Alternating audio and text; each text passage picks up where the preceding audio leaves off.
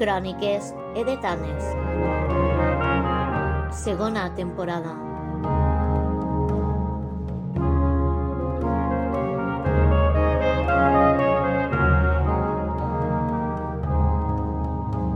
El podcast del Camp de Túria amb les històries de Joan Belljoc i les narracions de Carme Cardona.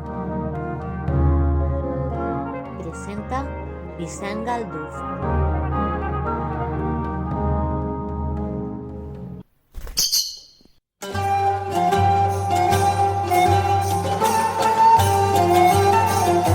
Ací teniu un nou episodi de Cròniques edetanes. Aquesta vegada ens acompanyarà també l'historiador Paco Cerver. I a més, comptarem amb l'assessorament de música medieval valenciana de Xime Galdú. Estem a les portes de la Vallbona. Benvinguts al Camp de Túria del segle XIII i XIV.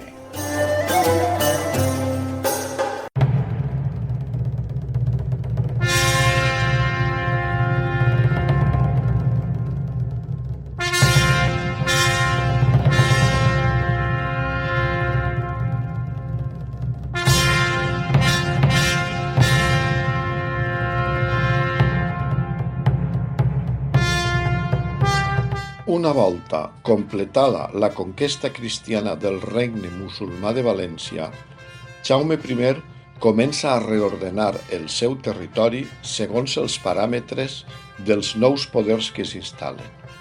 Aquests poders són la pròpia monarquia catalano-aragonesa, la noblesa feudal i l'Església catòlica d'obediència romana. Per això, en terres edetanes apareix una vila reial, Llíria, i unes viles castells que són retribuïdes als diversos senyors feudals que han pres part en la conquesta, com Bétera, Riba-roja o Vilamarxant. També el castell de Benaguasil es lliura als dies, com a recompensa per la seva participació en l'ocupació militar del regne valencià. I mentre les viles són ocupades pels nous propietaris senyorials, l'Església posava en marxa la seva pròpia organització, creant una sèrie de parròquies com la de Benaguasil, amb un grapat de cristians nouvinguts que s'instal·len en un barri de la vila musulmana, el carrer de Cristians.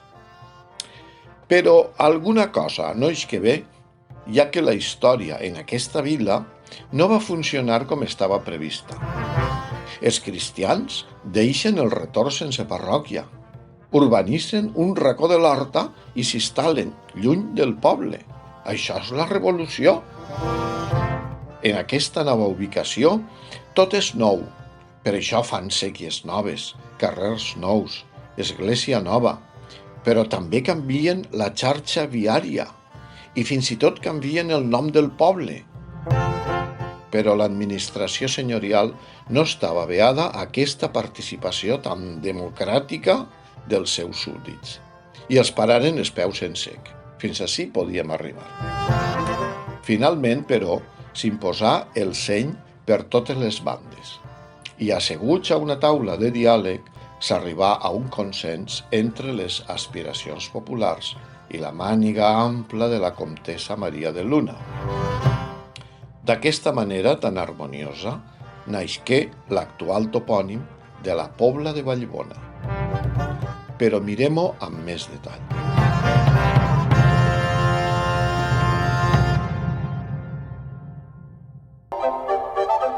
Cròniques edetanes. Històries, historietes, embolics i romanços dels nostres pobles.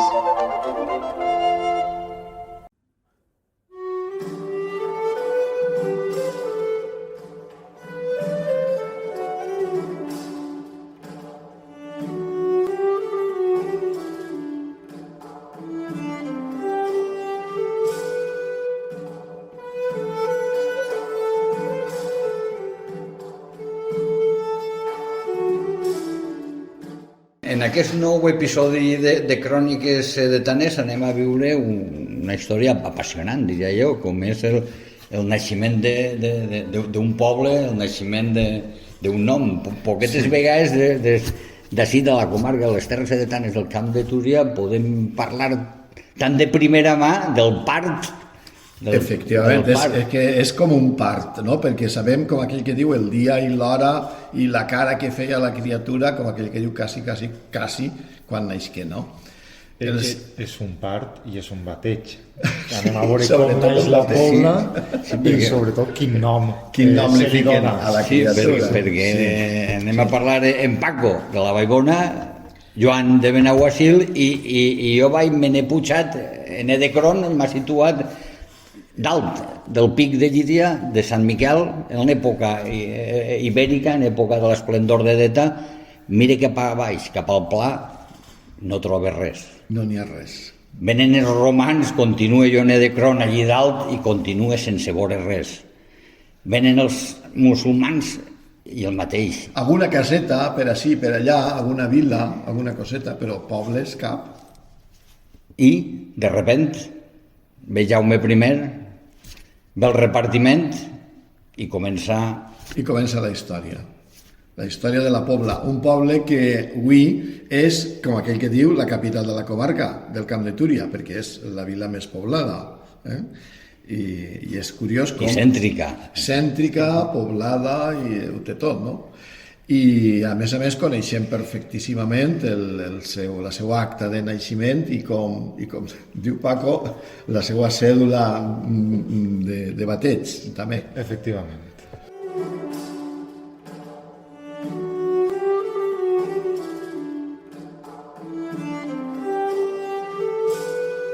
En primer lloc, clar, si estem parlant de naixement és perquè no existia. Primer, la primera cosa que cal tindre en clar és que quan ve Jaume I, el 1238, que conquista València i se fa el llibre del repartiment, la Pobla no n'hi ha absolutament res. No hi ha absolutament ninguna referència, no viu ningú. Ahir el que tenim és una sèrie d'hortes pròximes a Benaguasil, que és el poble que sí que existeix en aquest moment. No sols Benaguasil, sinó un conjunt de xicotetes alqueries que hi ha al voltant. Sí. I, per cert, n'hi ha una alqueria que ha marejat a molts investigadors locals, que és la famosa Benaduf. Efectivament, que durant molt de temps ha hagut gent que l'ha situada com a la Pobla. Avui dia sabem que no, que en realitat fa referència al Villar. Clar, era una aldea que la donen al mateix temps que Benaguasil, però no tenia res que veure amb Benaguasil i després passa a mans del bisbe de València i per això és el Villar de l'arsobispo.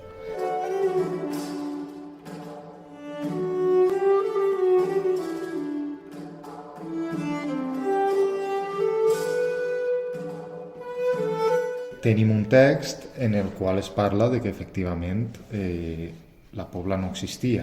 Es parla concretament de que Benaguasil arribava fins a Portaceli. Sí, perquè és que el text que anem a escoltar és un text que van escriure els frares de Portaceli. Els frares de Portaceli tenien com unes memòries, escrivien unes memòries, els frares sempre han sigut molt d'escriure, i tenien un llibre com un llibre de memòries, i anaven recordant i repassant els documents que tenien. I entre altres coses van escriure aquest text que anem a escoltar, en el qual, ara després ho comentarem. Però a banda d'aquest text també és veritat que hi havia altres proves de que la Pobla no existia, com per exemple que el monestir de Portaceli tenia mollons, tenia fites amb Benaguasil. Amb el terme municipal de Benaguasil, que avui dia seria el terme municipal ja de la Pobla, però que en aquell moment, com la Pobla no existia, corresponia al terme de Benaguasil. Però anem a veure què diu el document.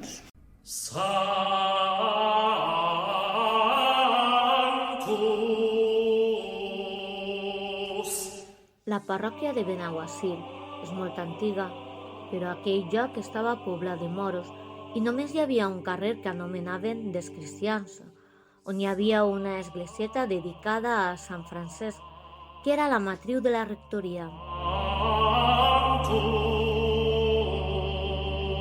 El rector també administrava els sacraments als cristians que vivien al terme de Benaguasil, particularment en unes cases que estaven apartades, i és on ara està el lloc de la Pobla de Vallbona. Amb el pas del temps, les cases de la Pobla anaven multiplicant-se, mentre que les cases dels cristians de Benaguasil, al contrari, anaven minvant perquè fugien de la companyia i la proximitat dels moros.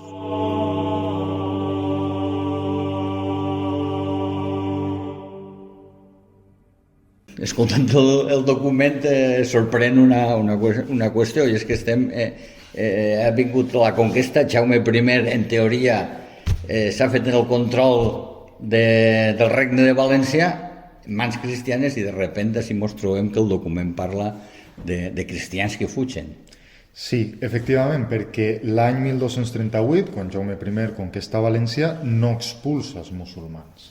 D'acord? Per tant, Benaguasil, que és un poblat musulmà, continua estant allí, continua estant poblat de musulmans.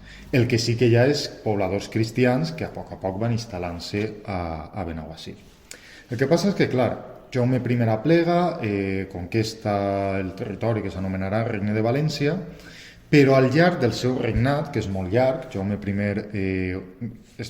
morirà l'any 76, 28 anys després d'haver conquerit València, pràcticament 30 anys, i al llarg d'aixòs anys hi ha diverses insurreccions musulmanes. I quan mor Jaume I, diguem-ne que ja és un moment en què els musulmans estan en plena insurrecció. Aleshores, després de la mort de Jaume I, al voltant de l'any 1280, és quan trobem el document que acabem de llegir, en el qual veiem que molts musulmans fugen, no? Per què fugen? Els cristians, sí. Paco, sí, són els cristians els que fugen. Clar, efectivament, com tu estaves dient, és que s'ha embolicat. Com tu estaves dient, els musulmans havien fet tota una sèrie de revoltes a partir de la mort, al voltant de la mort de Jaume I, i ja el seu fill, el Pere el Gran, és el que els venç. Però els cristians de Benaguasil havien hagut de patir moltíssim en aquestes revoltes. Clar, efectivament, això és la clau, perquè els cristians de Benaguasil eren minoria. Benaguasil era un poblat que venia d'abans de l'època de Jaume I, era un poblat musulmà, i tot i que s'instal·len cristians, com hem escoltat en el document, els cristians són pocs, s'instal·len en el carrer, que fins i tot avui dia es diu carrer dels cristians. D'acord? Eren una minoria. Efectivament, eren pocs, vivien en un carrer, eren els que manaven, com aquell que diu, però eren pocs, no? I quan estava en període de pau estava molt bé, eren els que manaven, però en un moment de revolta, com va ser aquell, doncs ho hagueren de passar molt mal. I encara que després, per el Gran, quan acaba, Pere el Gran, curiosament, fa tornar a tots els moros a Benaguasil. I jo crec que el punt d'inflexió és quan els cristians de Benaguasil, acabada la guerra, que guanyen, veuen que tornen tots els moros a Benaguasil, diuen, hasta així podíem arribar. I llavors agarren i, com diu el document, a poc van anant-se'n. Se'n van anant, no? I comença a aparèixer el que el document ens diu, no? Com unes cases que estaven apartades, que se situaven en el lloc on se situaven nosaltres, que on avui dia està la Pobla de Vallbona. Sí, perquè els cristians venen a repoblar, tenen que signar un document i un compromís, no poden pegar a fugir. Efectivament. El senyor feudal també té tota una sèrie de mà d'obra barata que també li interessa, i ahí ve la confrontació. I aleshores és quan fan la trampa. Comencen de poblar Benaguasil, que tenen un contracte, poblen Benaguasil, però no el poble de Benaguasil, se'n van a un altre lloc dins del terme de Benaguasil, que és la zona on avui dia està la Pobla. Esteu escoltant Cròniques Sedetanes, el podcast del Camp de Túria. Bé, aquestes casetes que van apareixent, en el que després serà la Pobla, apareix per primera vegada el primer document on tenim constància segura que aquestes casetes ja han format una vila, un poble, un llogaret, És un document de 1282, exactament d'abril de 1282, del 27 d'abril. I en aquest document, signat per el fill de Jaume I, per Pere el Gran, ja és on apareix per primera vegada la constància de que existeix un poble que se diu Vallbona. Efectivament, Vallbona, sense la Pobla. Bé, el poble està situat on avui dia està la Pobla de Vallbona i el curiós és el tema del qual parla el document, que ara l'escoltarem, que és el camí. El camí.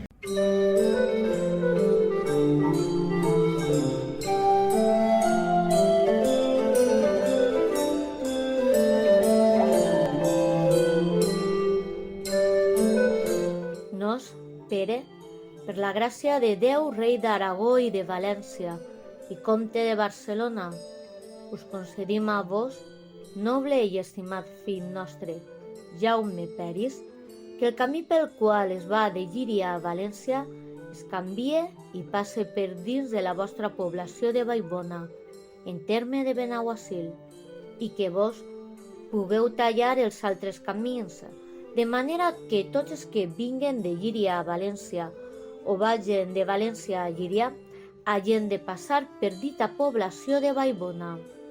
I a més, us concedim que a tots aquells que vinguen per altre camí que no siga el que passarà per Vallbona, es cobreu una pena, és a dir, 5 sous als quals van a cavall i un sou als quals van a peu.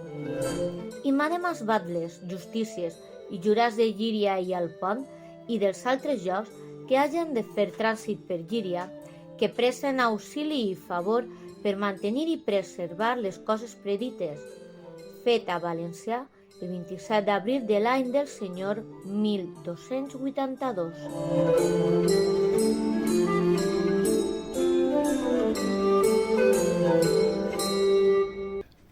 Acabem d'escoltar al rei Pere el Gran, que li escriu un document al seu fill, un fill natural, però que el devia voler molt perquè li dona la ciutat de Sogorb i que a més el casa amb la senyora de Benaguasil. I a este jove matrimoni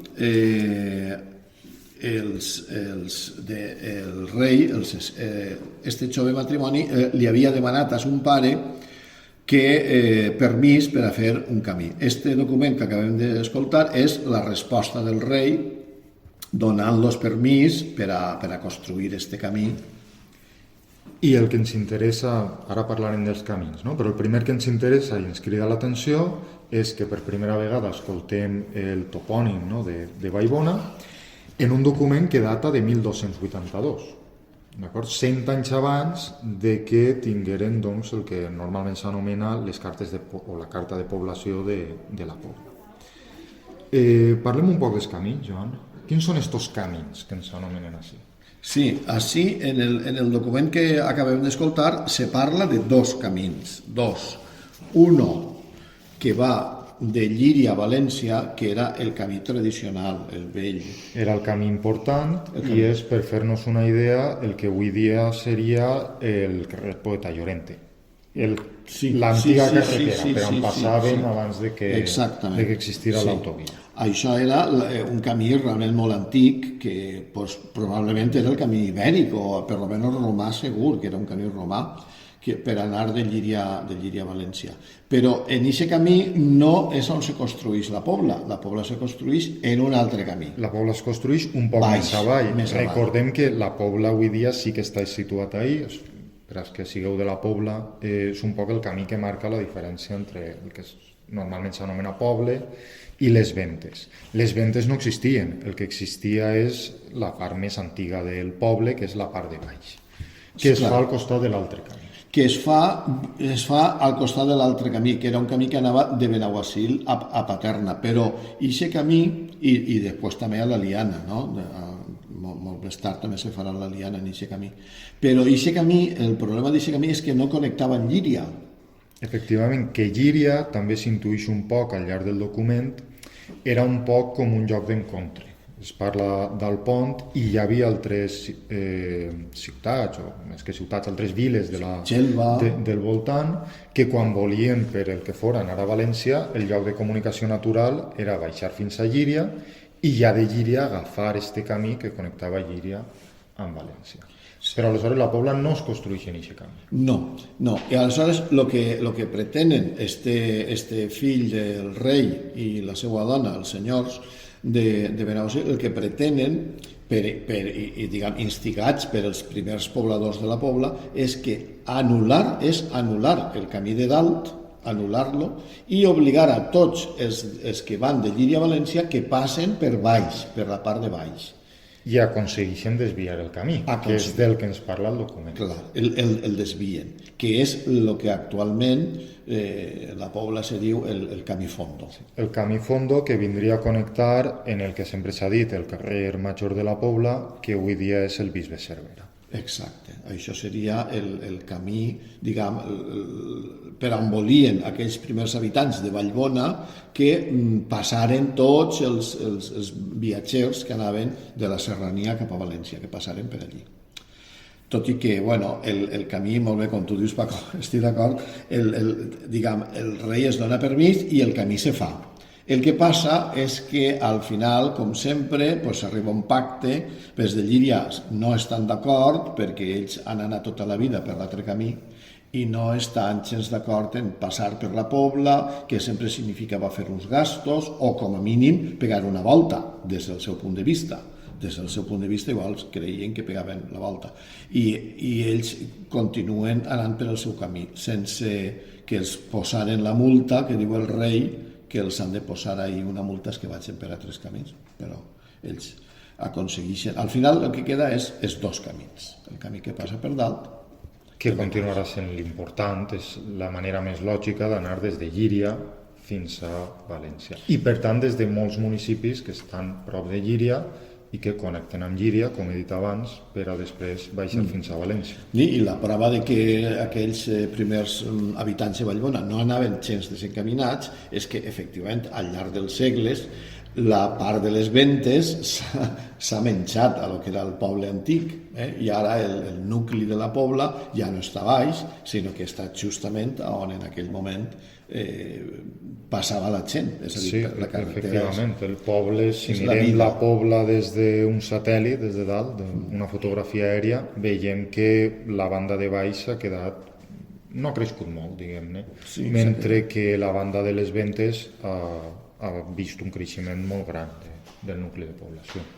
Els pobladors no han pegat a fugir, han trobat el seu destí, tenen la comunicació, tenen l'aigua i tenen ja la primera pedra per a construir la futura Vallbona, la futura Pobla de Benaguasil, la Pobla de Vallbona. Sí, un poble que anirà construint-se molt a poquet a poquet. En el pròxim document anem a veure com la Pobla, quasi 50 anys després d'aquest document, l'any 1320, que és el document següent, a veure com està la Pobla en aquest moment. Esteu escoltant Cròniques Sedetanes, el podcast del Camp de Túria.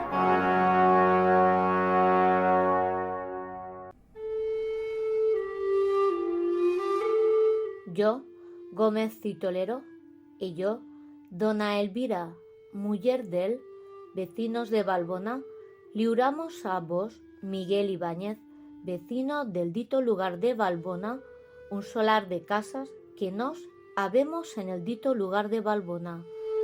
Testimonios son a aquesto presentes Diago Ortiz, vecino de Sogorbé, e Joan de Azuara, habitante en Vallbona.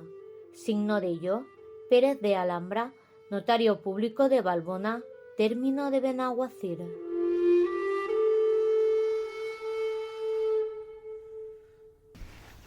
Doncs hem vist en este document que acabem d'escoltar, que data de 1320, que per cert hem vist, Joan, que està en aragonès. En aragonès.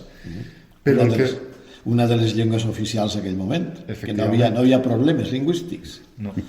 Però el que realment és interessant és que continua parlant de la Pobla i continua anomenant-la Vallbona, Valbona en aragonès, però és Vallbona. Efectivament. Han passat gairebé 40 anys i continuem amb aquest topònim que és el de Vallbona. Vallbona, i així ho fica el notari. El notari no li diu al lloc, li diu el lugar de Valbona. Ja dient Valbona, perquè clar, no.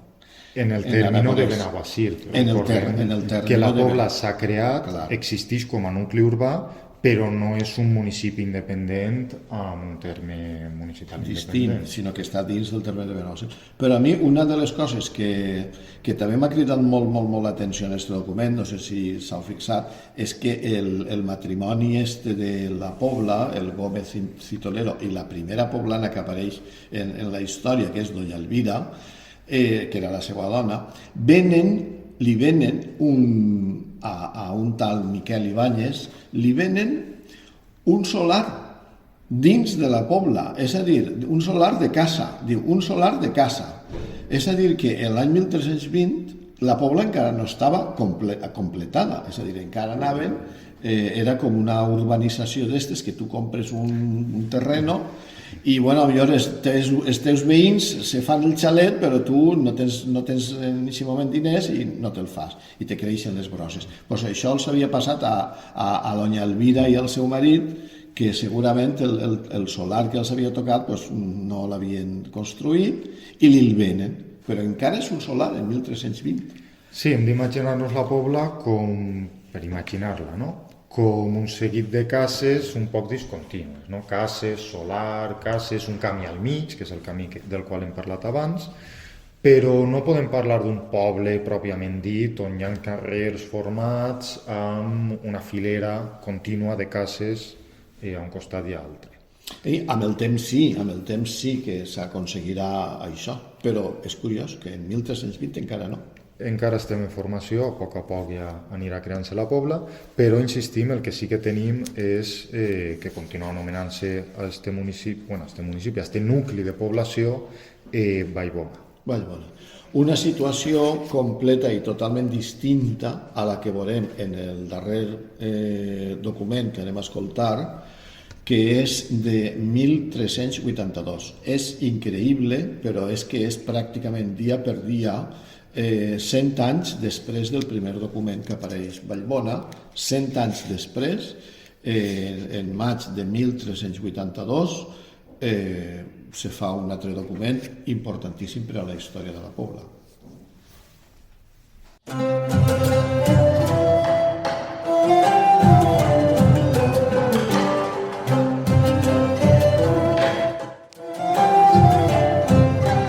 Sàpien tots que nosaltres, l'infant Martí i la comtessa Maria, comtes de Xèrica i de Luna i senyors de la ciutat de Sogorb, hem rebut per part de la Universitat del Joc de la Pobla de Vallbona uns capítols de peticions als quals, per part nostra, volem respondre a continuació. Fet a València el 20 de març de l'any 1382.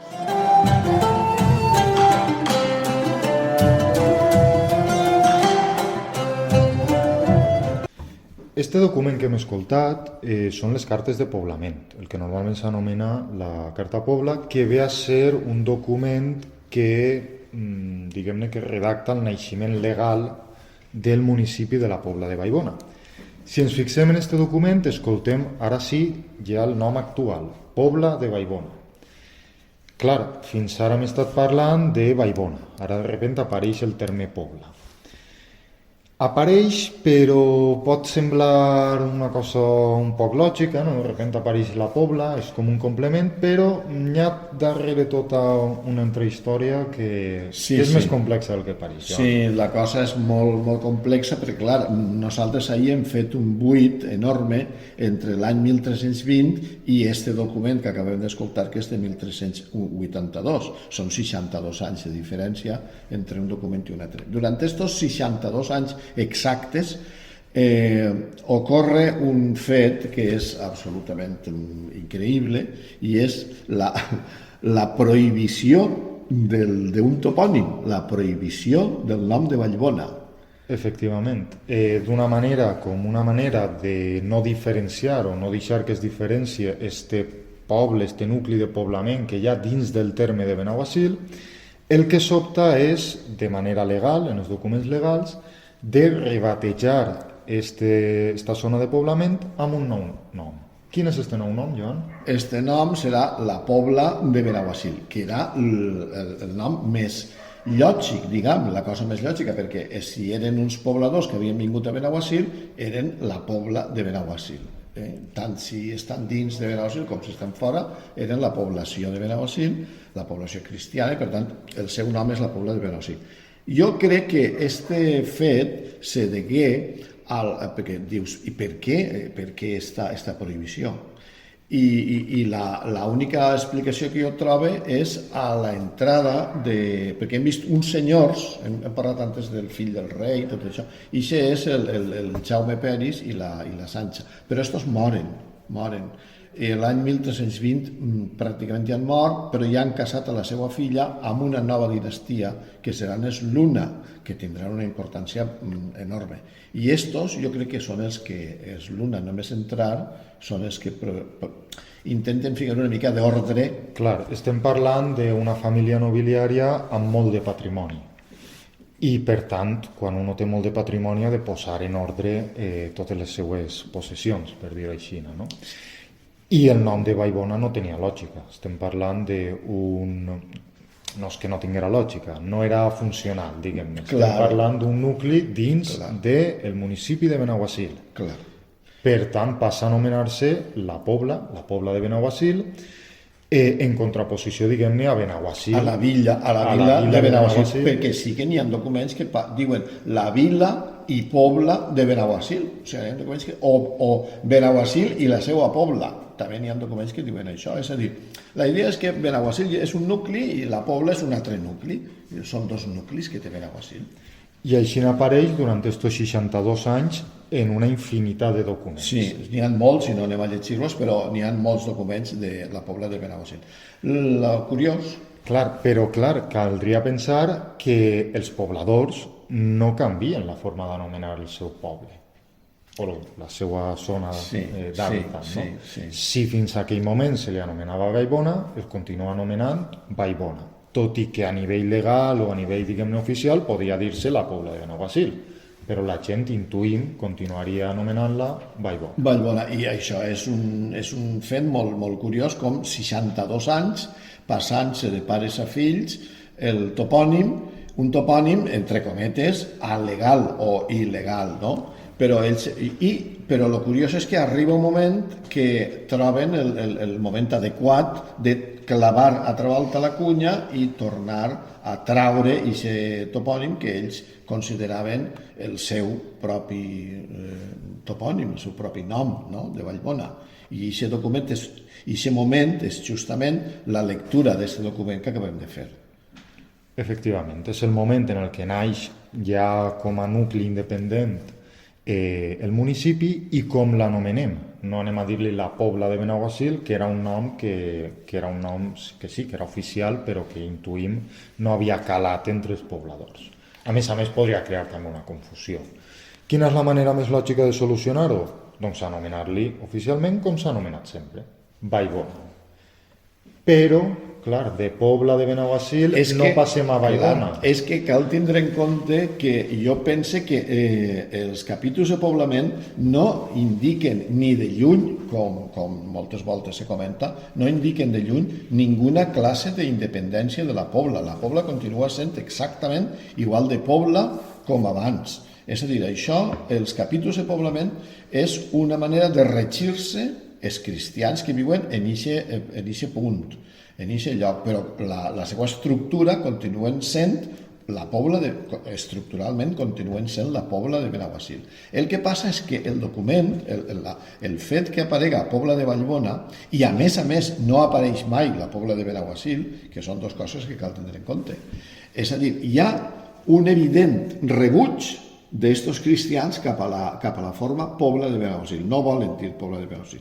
I la prova és que al final aconsegueixen traure-li a la comtessa Maria de Luna, aconsegueixen arrencar-li el permís de dir Pobla de Vallbona o de Benaguasil, o Pobla de Benaguasil o de Vallbona, que això en la pràctica significa Pobla de Vallbona, perquè ells no volien dir Benaguasil. Però bueno, jo crec que lo bonic del document és que és el fruit d'un pacte que la gent vol dir-li Vallbona i els tecnòcrates diuen que no, que s'ha de dir Pobla de Benaguasil. I al final diuen, pues mira, la Pobla de Vallbona, una pa tu i una pa mi. Que és el nom que ha perdurat fins als nostres dies i com anomenem avui dia el municipi. De tota manera, jo m'agradaria acabar dient que és curiós perquè és el que tu has dit antes, Paco, la gent passa olímpicament de quin siga el nom, la gent anomena el poble i punt, i no li importa quin siga el nom. Ells s'havien quedat en la música de Vallbona i continuen dient Vallbona, i han dit Vallbona des de 1282 fins al 2022 que estem ara, que per cert deu ser un aniversari d'algú. I ells continuen dient Vallbona sempre, però si tu repasses la documentació oficial, pràcticament, com aquell que diu, quasi fins als nostres dies, ha continuat la Pobla de Benaguasil, perquè el nom de Pobla de Benaguasil, a nivell oficial, oficialíssim, no desapareix en aquest moment. Tot i que en aquest document no apareix ni una sola vegada, perquè és un document fet i firmat per la gent de la Pobla i ells no volen ficar Pobla de Benaguasil, quan el document el fa qualsevol altra administració de València o d'on siga, sempre apareix Pobla de Benaguasil pràcticament quasi fins als nostres dies. Encara n'hi ha documents del segle XX que apareix, per exemple, en el Madoz, encara diu Pobla de Benaguasil en el Madoz, i en moltíssims altres enciclopèdies i documents continuen ficant Pobla de Benaguasil. És curiós, Un poble que no existia, un poble en un nom que arriba a estar també prohibit, un poble que serà l'epicentre de lo que anomenem el Camp de Túria, i un poble que se dona la paradoxa que podia haver donat nom també a la comarca, podia haver sigut. Clar, la Vallbona. La Vallbona. Que això és un altre capítol. Per què li ficaren la Vallbona? Bueno. Però sols tenien que parlar del naixement, sí. I hi ha hagut part. Cròniques sedetanes. Històries, historietes, embolics i romanços dels nostres pobles.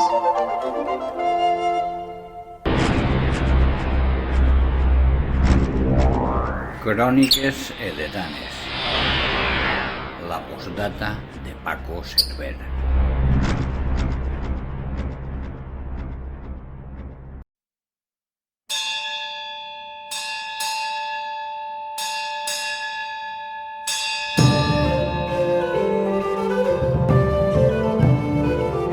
En acabar la conquesta de les terres valencianes liderada per Jaume I, arribaren els primers pobladors cristians a la vila de Benaguasil, on mai no passaren de constituir una minoria social. Dècades després, al voltant de 1280, els cristians de Benaguasil començaren a abandonar el nucli urbà i a instal·lar-se en un altre indret del terme municipal. És el lloc on avui dia trobem el municipi de la Pobla.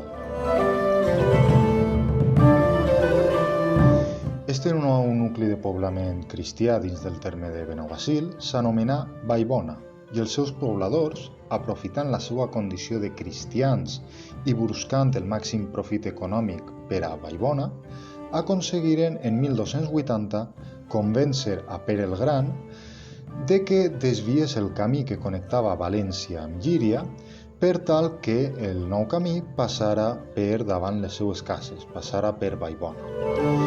Tot i que ho aconseguiren, esta mesura no prosperà en el temps i el camí anterior, situat uns quants centenars de metres més al nord, continua sent el camí utilitzat per anar de València a Llíria.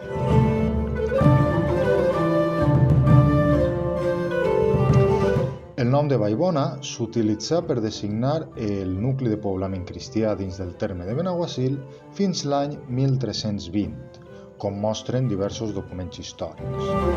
No obstant això, a partir d'aquest any, el terme desaparegué dels documents, sent substituït pel de Pobla de Benaguasil.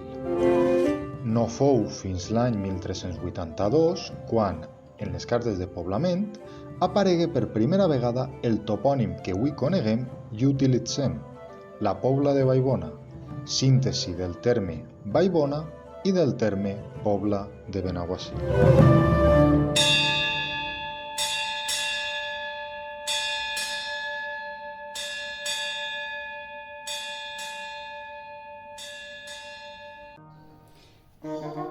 Cròniques Edetanes.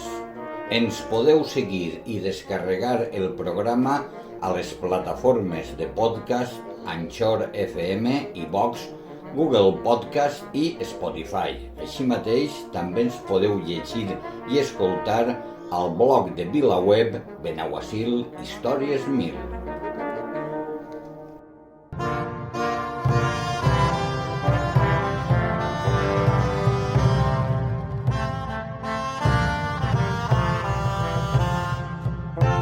Fins ací, Cròniques Edetanes, dedicat a la Vallbona, el naixement d'un poble.